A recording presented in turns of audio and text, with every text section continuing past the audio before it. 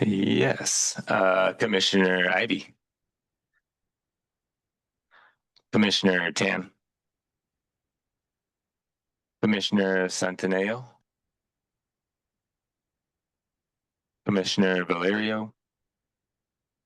Present. Commissioner Peters. Present. Commissioner Stepper. Here. And Commissioner Racewig. Here.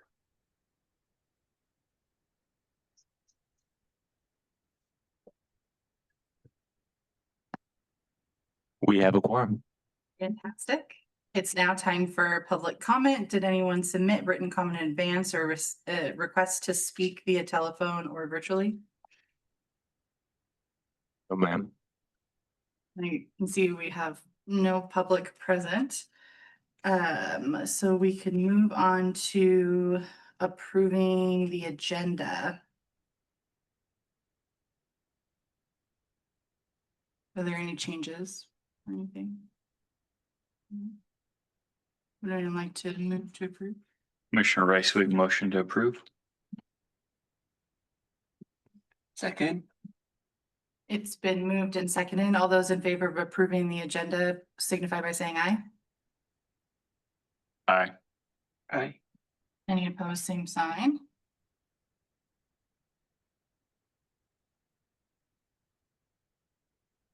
Sorry, that was inside the consent agenda. Can we retroactively make that the consent agenda should the motioner wish to do so, or should we now go item by item because I did that wrong? I think you could. Let's just go through item by item. Sorry about that. We have the meeting minutes from our last meeting in April. Were there any questions, concerns, or edits on those minutes?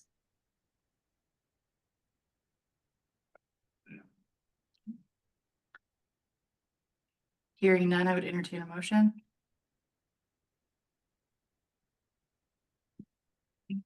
Commissioner Ricewig, motions to accept the minutes. Thank you.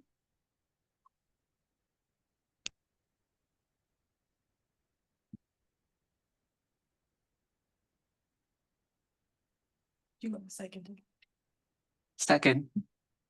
It's been moved and seconded, and all those in favor of approving the minutes as presented signify by saying aye. Aye. Aye. Aye. Any opposed, same sign. That passes. We also have an item to excuse the absences of Commissioners Ivy and Santiano.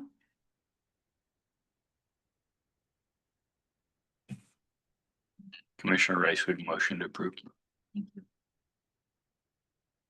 I second it. It's been moved and seconded. All those in favor of approving the absences signify by saying aye. Aye. Aye. Any opposed, same sign. Okay, we can move into the regular agenda, which is a comprehensive plan periodic update. Thank you. So Michael and I are going to just give you a quick update on where we're at with the comprehensive plan amendment process, EGA application. So the urban growth area applications for expansion are due July 1st. Quickly approaching. Staff and our consultant JB Engineers has been working on that diligently. We've completed the land capacity analysis. It's still in draft form. We're still making little tiny tweaks here and there, but the nuts and bolts of it's completed.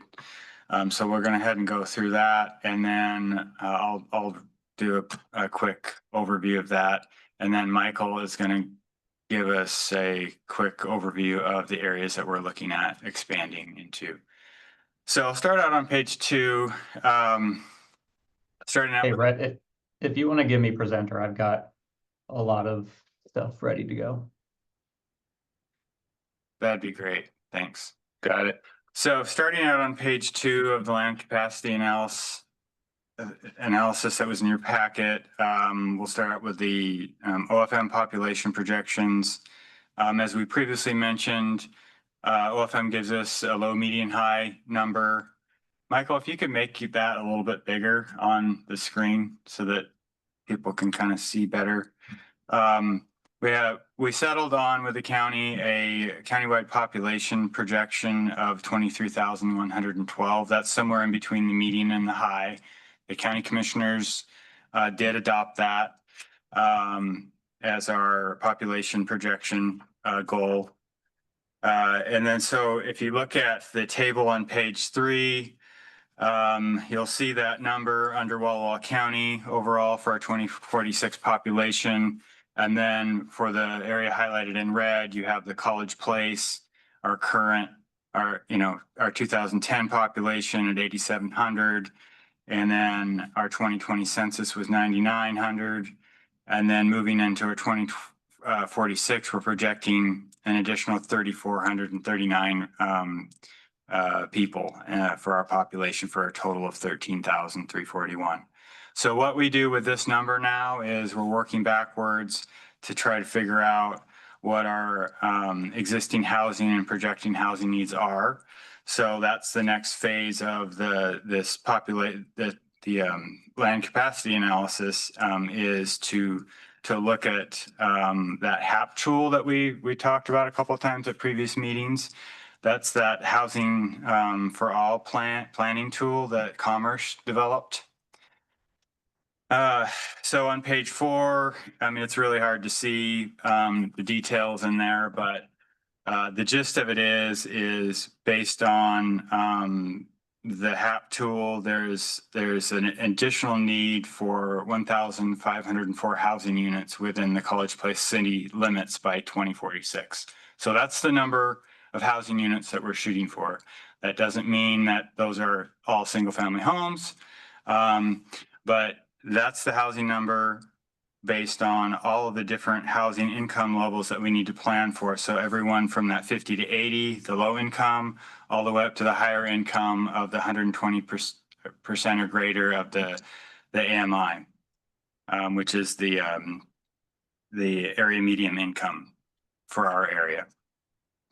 So you can see in that table of assumed affordability of the different types of housing that we have to plan for within those income levels. So at the very high end, your low density housing, that's single family homes. The moderate to mid-rise is everything from townhomes down to apartments and condos. And then, you know, your very low income could be accessory dwelling units on residential lots. Moving into page 5,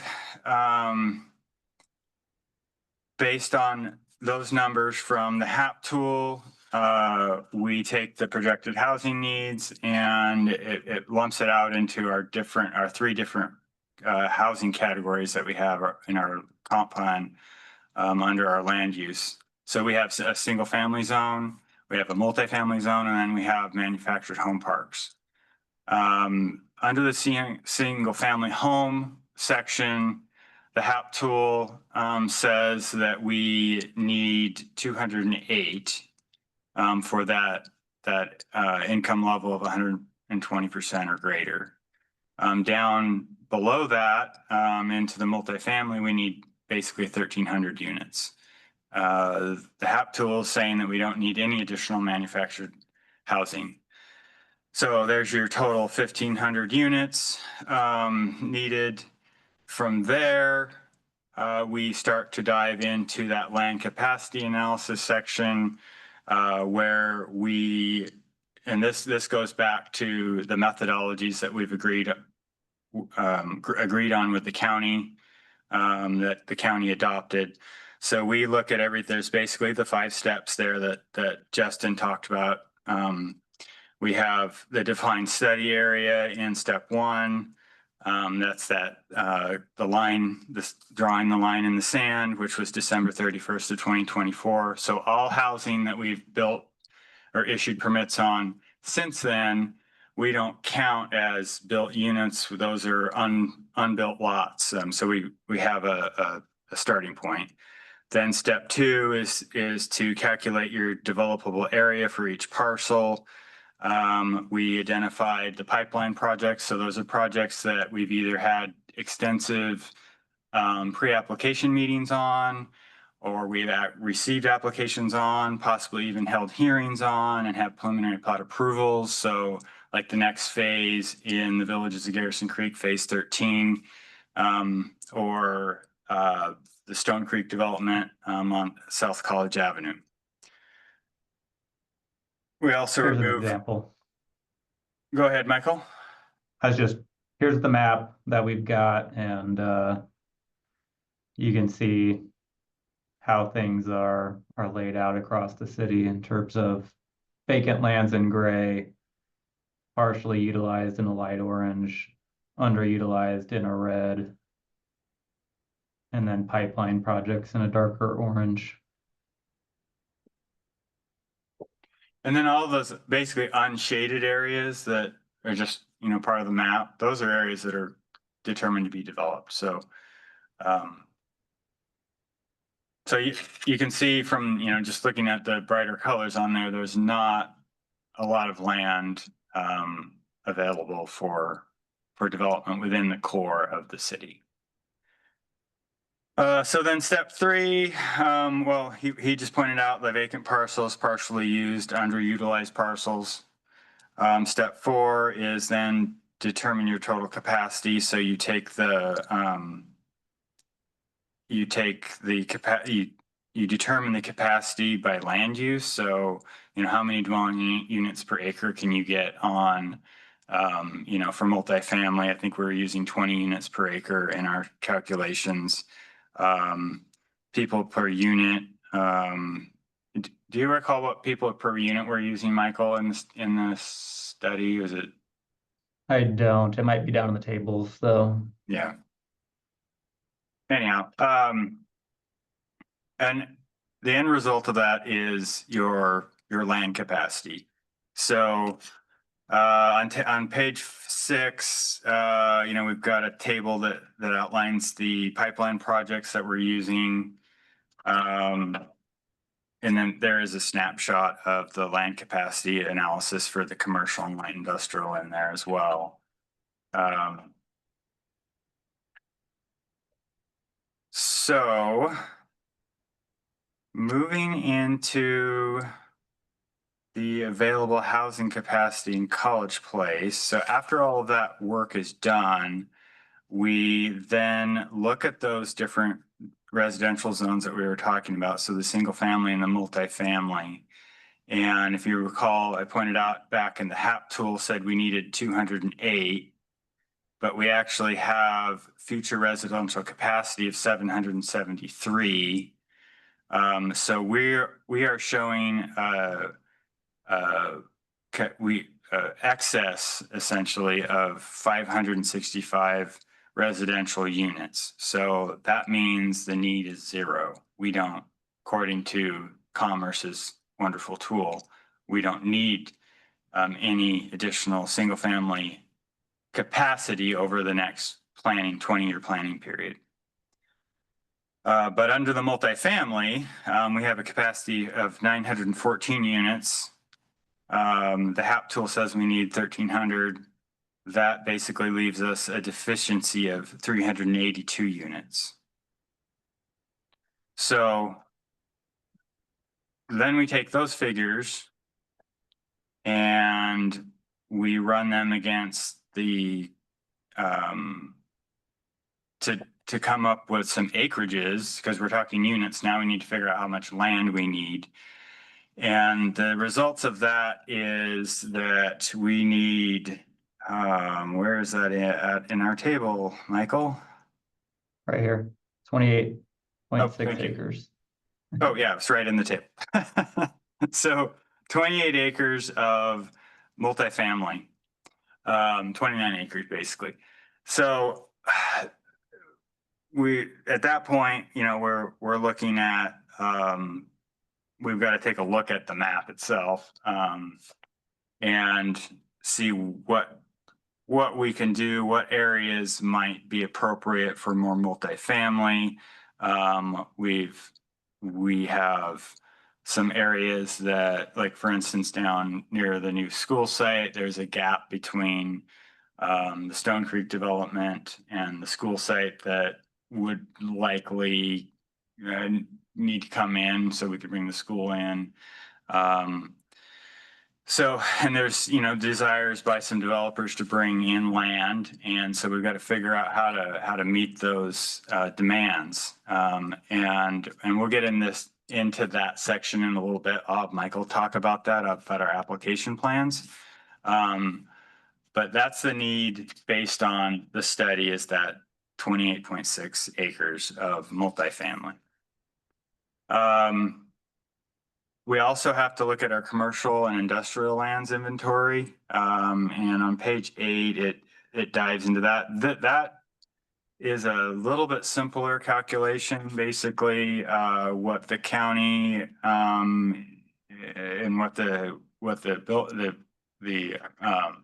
countywide planning policies agreed upon, the methodology and whatnot for that is that we do a 1-to-1 ratio of, so for however many housing units you need, that's how many jobs you need, with the simple assumption that every household needs to have at least one job in order to support itself. So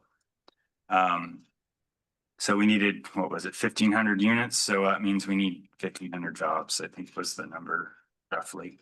And what that, go ahead, Michael. I just said yes. Yeah, okay, there it is. So he pulled it up on page 9, that 1-to-1 ratio. So what that equates to for us is that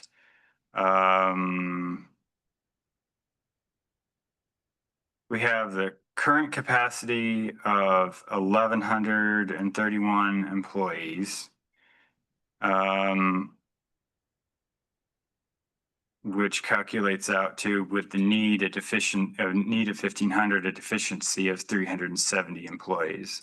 That equates out to 58 acres of commercial and industrial land. So 39 acres of commercial and 19 acres of industrial land that are needed within a UGA. We, after accounting for the commercial lands that we have and some pipeline projects, those are the needs there on the land supply side. So with that, of course, I won't go through it, but if you're so inclined to look after, Appendix A is the Walla Walla County Line Capacity Analysis Methodology Table. So it talks that this is the agreed upon methodology, and then there's assumptions within there and how that applies to our area, if you want to peruse through that at your leisure, or if you have questions. So before we jump into kind of showing you what our application process is, do we have any questions? Doesn't look like we have any questions. Victor, do you have any questions for the sole commissioner online? Hearing none, we can go ahead. No, I'm good. Thank you. Okay, thank you. I'll go ahead and turn it over to Michael to kind of to give us a summary of what our applications are going to be.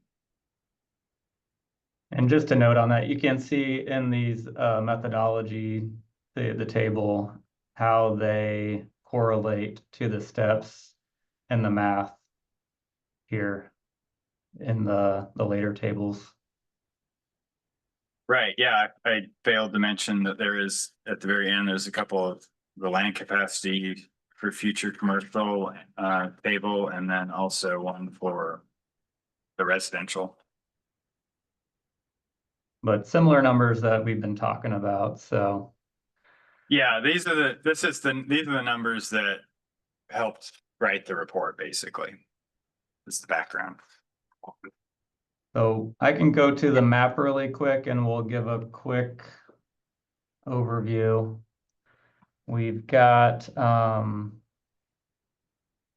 application that's going to be a swap of land, and then the other one is gonna be new proposals. The swap is areas within our UGA that aren't really very viable for growth. And so we've got this piece out on Southwest 12th. These properties here have already de-annexed. They're in our urban growth area. And then this is the site of Hayshaker Farms, and that is now in a land trust. And so it's not going to be developed with any housing of any sort at any density. So that is in the process of de-annexing, and then we'll also leave the urban growth area. And then we've got this area up between Wallula Avenue and Northeast Rose Street. I think it's about 15 lots. They average out to be about 1 acre each. And there are structures on each of them, and redevelopment or further development in that area just isn't all that likely. And so these are both designated single-family zoning in the city here, and then in the county, in their UGA, those are single-family.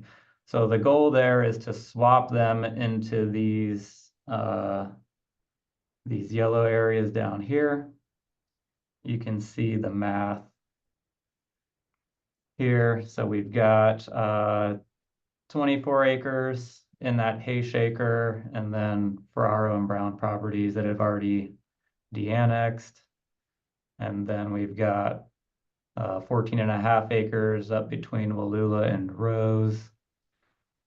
So that gives us 38.72 acres to swap, and this is single family residential, and we're looking at doing a direct swap for additional single family residential. You are not allowed to exceed your swap amount. You can go up to or equal. So we couldn't propose 40 acres with only 38.7 acres to swap. So we do lose a little bit here with what we're proposing, but Michael, Angie has a question. okay. Why would we propose a swap to add to single family if our data says that we have too much single family and not enough multi family? That's a good question. One reason is we're utilizing the same land use that it currently has. The other reason is the area that we have a gap in between existing city limits and where the proposed school district would add a new school. And that area is more suitable for single family, most likely down there because it is close to a school. And that also we do consider, the applicant's desires. The property owners do wish to develop it as residential, single family residential out in that area. So I mean, those are some reasons. And Michael, if you have anything to add to that. We do have lands that would allow multifamily residential and have for some time now, and they have not seen development at the rate of single family either. So I think using the swap 1-to-1 land use to land use might also get housing built at a That's quicker logical. rate. Sorry about that, Michael.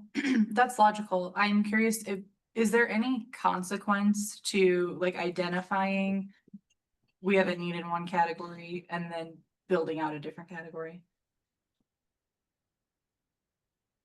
I mean, the net goal is to check all the boxes and cover yourself with all of the housing needs. If I zoom out here and I change the classification to zoning. You'll see. Oh, too much stuff. Hold on.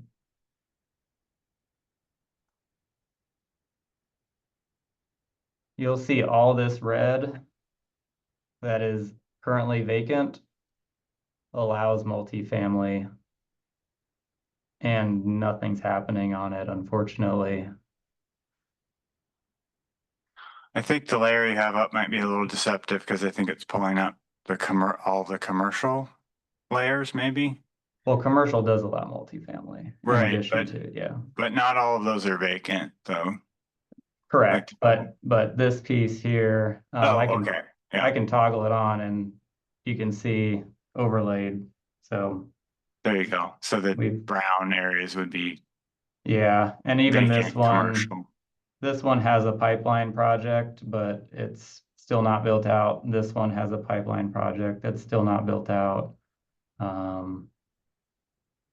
So we do have lands available that could facilitate multifamily, and we struggle to find builders that want to, or owners that want to build that.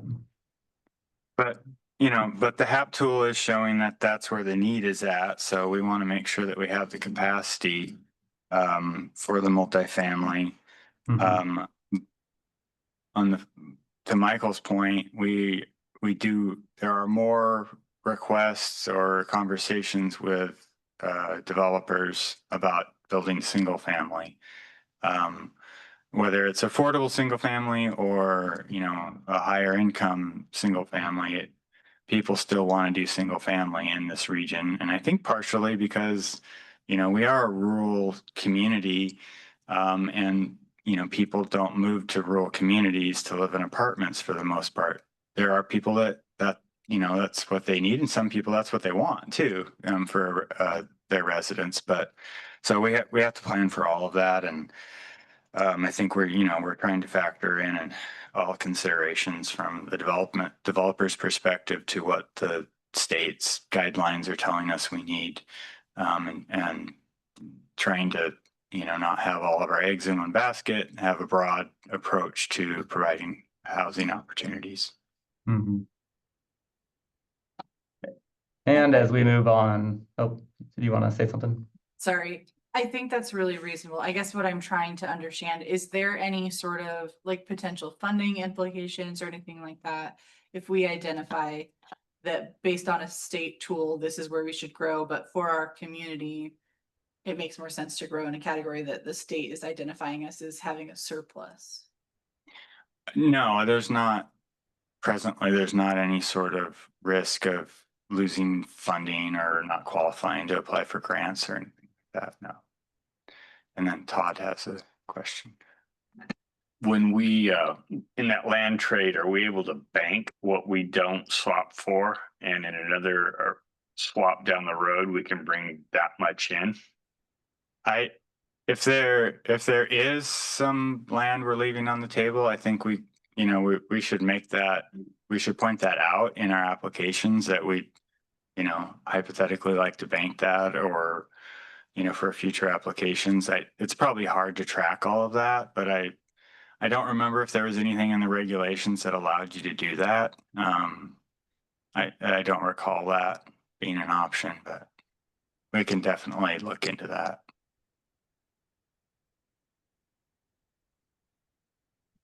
I think And earlier, as, question go here. ahead. Earlier, there was a terminology I'm not familiar with when you mentioned annexation and de-annexation. Are they a reverse of one another? Sure, I'll cover that. So it's very uncommon to have, so annexation is when you bring property into the city, and then there are provisions in the state law that allow for de-annexation. They're pretty strict. You have to be on the peripheral, the edge of the city. You can't be served by utilities. By the city, there's a few boxes you have to check. They're very rare. In fact, the Brown annexation that we processed a few years back, I don't think the state had seen one in a long time. When I called about it, when I called to talk to the state about it to get some advice, they were like, "What?" But it does happen. And the Brown property, which is now the Ferraro and Brown property, they did sign an agreement to not contest reallocation of the UGA of their property. And we have a similar, we will have a similar agreement with the land trust on the farm property, the Hayshaker farm property. They just applied for their annexation, so we haven't even begun to process it, but it's very timely. It allows us to include that in our reallocation. So once it's the annex, is it still available for development? Well, it would still be in our urban growth area until the county agrees to remove it. Okay. But the threat is less in terms of that particular property that that the land trust they are buying land to preserve it, the agricultural rights to it. That's why they purchased it. They will continue to lease it to the farmer and future farmers. They see that as a desirable economically feasible farmland and agritourism and all sorts of different things. So it's a cool piece. I mean, I'd love for it to stay in the city just for the simple fact that like it's cool to say, hey, we have this really awesome organic farm in our neck of the woods. But it's not necessary to keep them in there. There's no benefit to being in the city. They don't need anything from us to continue. And it to farm. hurts us in terms of a land capacity analysis. Yes, it has the potential to hurt us for that land during the land capacity analysis. We actually, I think we ruled it out because it was agricultural, so we were able to like take it out. It didn't, but yeah. Any other questions Yeah, before Michael continues? Yeah, thank you for the clarification. Absolutely. And so the next part of our UGA expansion, we're looking at, well, I'll say, we highlighted the 382 multifamily units that are needed, roughly 19.1 acres if calculated at 20 units per acre. And this is also subject to change if rezoning is proposed within our current city limits happens. And so, Angie, here's one piece of property that we're looking at within the current city of rezoning from single-family residential to multifamily residential, kind of increase cohesion on this entire block. But this is the Limpiani property off of Larch. So we did have a pre-application meeting with the county to talk about our proposals, and that was one question they had. They said, okay, well, that's, okay, so you're showing a deficiency for multifamily, but what changes are you proposing within the existing city limits to maybe increase some capacity? So we went back and took a look at some of the land that is undeveloped. This is the Limpiani property. It's right next to the Lions Park. It's on a bus route. It would be a good location to do an up zone. We did look at another piece on northeast Larch, near the storage units. That's a potential. There is a lot of single family around it. We didn't upzone it because of who the landowner is. It's Doug Saturno, He owns a lot of land in that neck of the woods. It's family property. His dad used to farm it. It's very sentimental property to the landowner.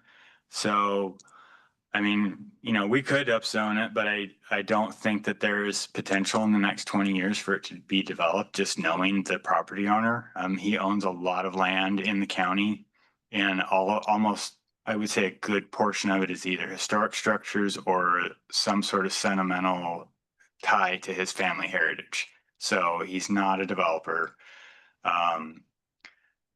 So I think it would, well, on paper, you know, it might look like we have capacity. I don't believe that to be the reality. So I think we should just, my recommendation would just be to keep that as single family, and we'll take the ding in that area because it's not going to develop out as single family either. So. And then one other piece of property that John's been in discussions with the landowner is up here north of Wallula. And so we are looking at bringing this in as multifamily zoning and then public use as well for a potential park site. And So the majority of this property up here is owned by Dan Prees. There's another property owner, Cobb, who I believe is an Arbini. Cobb is the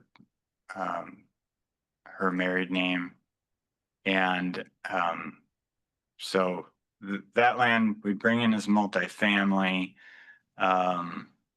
And as Michael pointed out, there's a piece of it that's owned by Prees that we've looked at as a potential park ground. The park board has, and if it comes in as multifamily, then there's going to be the need for more park ground up there. So,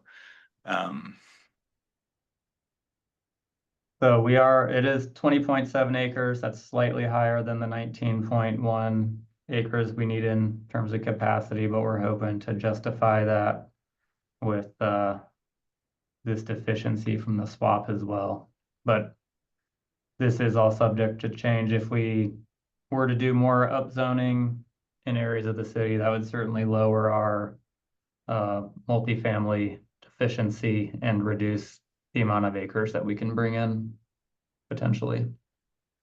so our consultant is still tweaking that part of it to see what the impacts are of changing the upzoning the Lipiani property and to see what the impacts would be to how many acres we need to bring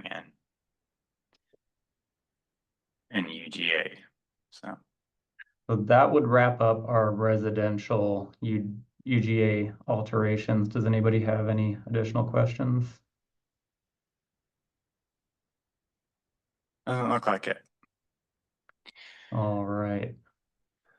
And so the next is the commercial and industrial. And as John pointed out, this is calculated at a 1-to-1 match with our additional housing units that we're projected at.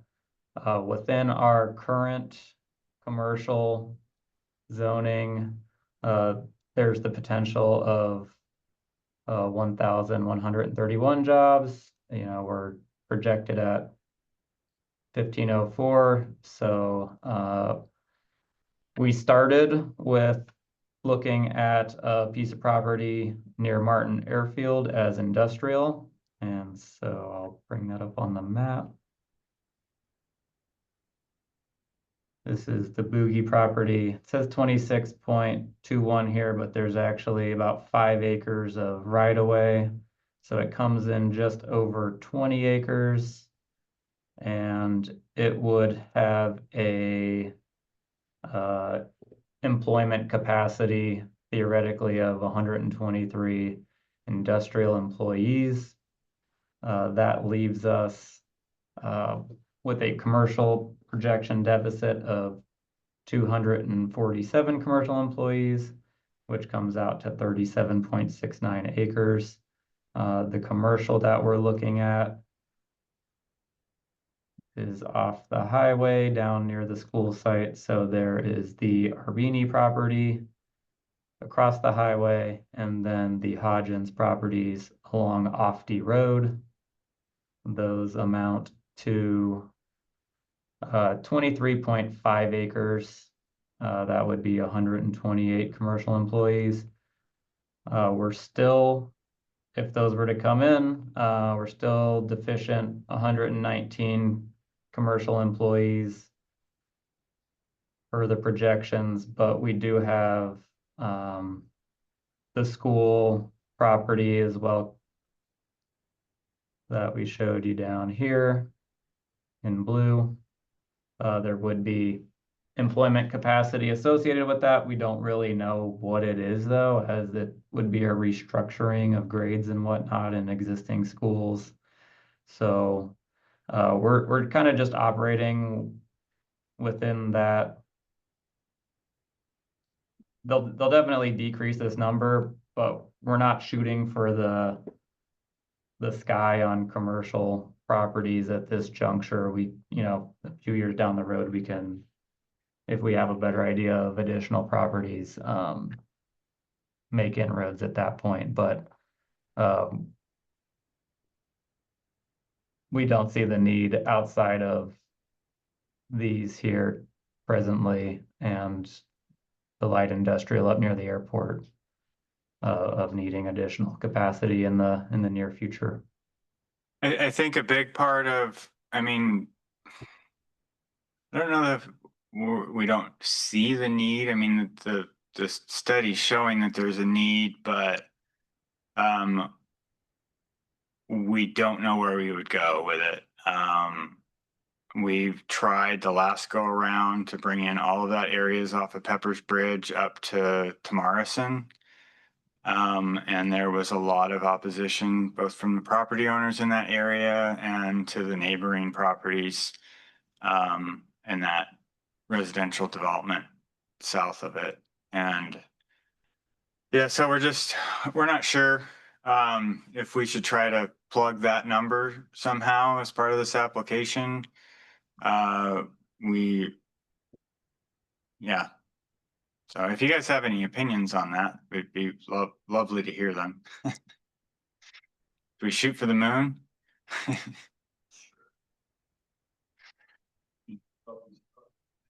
Right?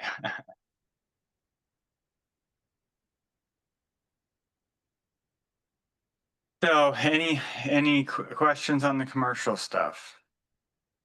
Or opinions or preferences? Okay. Well, thank you. That was very dry material to go over, and we've been over a little bit of it before, but. Do you want to let them know how we're dividing up our applications or? Sure, yeah, go ahead. So this swap will be one application. And then the rest will be a separate application, but depending on how things go, I'm assuming we'll be able to alter our applications throughout the process as well, so. It's a fluid process.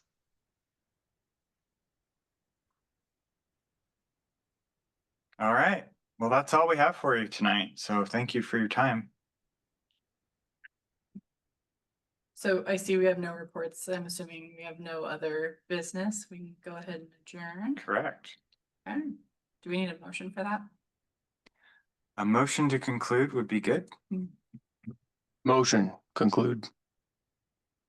Commissioner Racewig, second. It's been moved and seconded. All those in favor of closing the meeting, signify by saying aye. Aye. Aye. Aye. Any opposed? We can't hear you. Thank you. I forgot we're not supposed to say adjourn.